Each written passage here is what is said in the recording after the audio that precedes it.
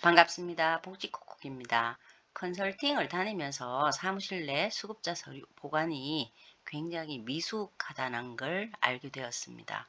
물론 모든 서류를 갖춰 놓았지만 정리가 안 된 기관들도 있었고요. 또 갖춰야 할 서류들을 제대로 준비하지 못한 기관들도 있었습니다. 컨설팅을 받는다는 것 자체가 평가나 모니터링에 자신이 없기 때문인 줄은 알고 있지만 기관을 운영하거나 사회복지사로 일을 하시면서 아주 기본적인 것들조차 알지 못하는 곳들이 많아서 안타까운 마음에서 영상을 제작해 봅니다.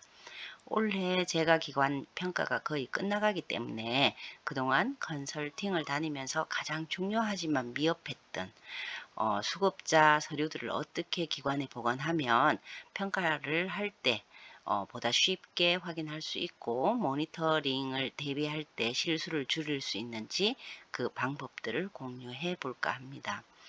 먼저 수급자를 신규로 받았을 때로 가정을 하고 서류들을 어떻게 정리해 나가야 하는지를 순서대로 진행해 보겠습니다. 신규 수급자가 들어오면 가장 먼저 장기 요양 인정서와 개인별 장기 요양 이용 계획서 그리고 복지연구 급여 확인서를 받게 되는데요. 기관이 복지연구 사업을 하지 않으셔도 복지연구 급여 확인서는 받아 두시는 것이 여러모로 수급자를 위해서 좋습니다. 그 이유는 복지연구를 연계해야 할 경우에 공단에서 내어주는 복지연구 급여 확인서에서 이 수급자가 이용할 수 있는 복지연구는 무엇이고 또 이용할 수 없는 복지연구는 무엇인지 파악해서 연계가 바로 가능하기 때문입니다. 그리고 본 계약서는 수급자나 보호자가 서비스 제공을 원하는 날짜를 시작으로 해서 인정서의 유효 기간 만료일까지로 작성을 하시면 되고요. 이렇게 공단의 3종 서류 세트를 받고 계약을 하셨다면 지금부터는 수급자에게 맞는 서비스 제공을 위해서 우선의 욕구 평가와 기능 상태 평가를 하게 됩니다.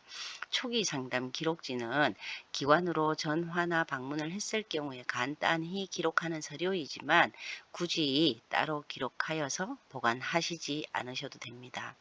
욕구 평가는 2022년도까지는 종합 의견을 대충 작성하셔도 점수를 받았지만 2023년 이후부터는 도움을 제공하는 근거가 반드시 있어야 평가에서 점수를 받을 수 있습니다. 예를 들면 오른쪽 편마비로 인하여 스스로 도구를 이용하여 식사를 하기 어려워서 식사 도움을 제공함과 같은 내용들입니다. 그리고 기능상태 평가는 낙상 위험도와 욕창 위험도, 인지상태 검사를 실시하시는데요. 낙상과 욕창 위험도는 공단의 서식 자료를 사용하시면 되고 인지상태 검사는 KMMS이든 시스터든 아직은 평가에서 구분을 하고 있지는 않지만 시스터의 경우에는 중앙치매지원센터에서 검사 방법에 대한 30분짜리 동영상 교육을 받았는지 확인을 했던 평가자도 있기 때문에 앞으로는 반드시 먼저 교육을 이수한 후에 이수증을 출력해서 보관을 하시고 검사를 실시하시기 바랍니다. 그리고 KMMSE를 사용하실 때는 저작권이 대한작업치료사 협회이기 때문에 그곳에서 요구하는 사용료를 지불하시고 사용을 하는데요. 그에 대한 증빙 서류를 미리 보관해 두시면 혹여라도 나중에 덜 번거롭습니다. 이렇게 욕구 평가부터 기능 상태 평가까지 끝났으면 그 상태에 맞는 급여 제공 계획서를 작성하여 전송을 하시는데 공단 전산 프로그램을 이용합니다. 이때 계약일은 본 계약서를 작성한 날 그리고 급여 계획은 1년 단위가 되겠는데 서비스 개시일부터 1년을 기준으로 기간을 잡습니다. 그리고 공단에 통보하기 전에 두 부를 출력하셔서 수급자 댁에 들러서 우리가 이렇게 계획을 했으니 서비스를 시작해도 될지 물어보고 오케이 허락이 떨어지면 사인을 받아서 한 분은 수급자 댁에 또 한 분은 사무실로 가져와서 편철해 둡니다. 그러면 화면과 같은 서류를 순서대로 수급자 파일에 보관을 하게 되는데요. 이러한 수급자와 관련한 서류들은 화면처럼 정부 파일로 부르는 파일의 왼쪽에 보관을 하시면 편리한데, 종이 재질이든 비닐 재질이든 관계는 없지만 비닐 재질은 나중에 재사용이 가능해서 보다 반영구적이더라고요. 다음은 추가 서류인데요. 이 추가 서류는 해마다 수가가 변경되는 1월 1일 기점으로 재계약을 해야 하는 변경 계약서부터, 또 서비스를 제공받으면서 수가 체계가 바뀐, 예를 들면 주 5회에서 6회로 변경이 되거나 주 5회에서 3회, 혹은 방문 목욕 추가 등 수급자의 본인 부담금이 변경되는 경우에 필요한 변경 계약서를 본 계약서 아래에 받은 순서대로 끼워두고요. 욕구 반영 서류는 이렇게 기본 서류가 들어가는 왼쪽에 끼워두셔도 되고, 오른쪽에 매달 추가해야 하는 수급자의 서류에 끼워두셔도 됩니다.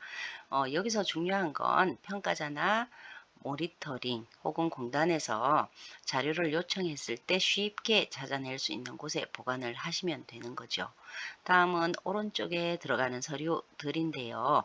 매월 공단에 등록한 일정표, 그리고 태그 전송을 하지 못했을 때 요양보호사들이 기록하는 수기 급여 제공 기록지, 역시 태그의 특이사항의 주 2회 이상 충실히 작성하지 못했을 경우에 받는 상태 변화 기록지와, 마지막으로 사회복지사들이 매월 방문 상담하면서 기록하는 사회복지사 업무수행 일지를 월별로 차곡차곡 끼워두시면서 서비스 계획이 끝나가면 모니터링을 해서 그 결과지를 출력하셔서 철해 두시거나 공단 전산에 그대로 두셔도 됩니다. 보통 황파일에는 오른쪽에만 책철이 기본적으로 제공이 되는데요. 왼쪽에 기본 서류와 추가 서류를 철할 때는 따로 책철을 구입하셔서 사용을 하게 됩니다.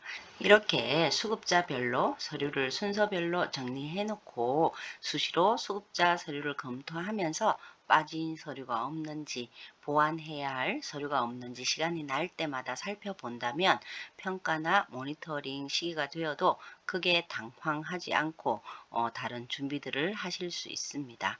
이상 제가 컨설팅을 다니면서 많은 기관들이 잘못 준비하거나 미흡한 서류 보관법에 대한 영상을 올렸는데요. 물론 더 많은 기관들은 저보다 더 잘 하신다고 알고 있습니다. 그럼에도 불구하고 신규 기관이나 기존 기관이어도 몇몇 기관들은 서류 보관부터 잘못되어 무슨 서류가 어디에 있는지 찾아내질 못하셨고요. 또 비효율적으로 보관을 하고 계셔서 만들어 본 영상이었습니다. 감사합니다. 복지 콕콕이었습니다.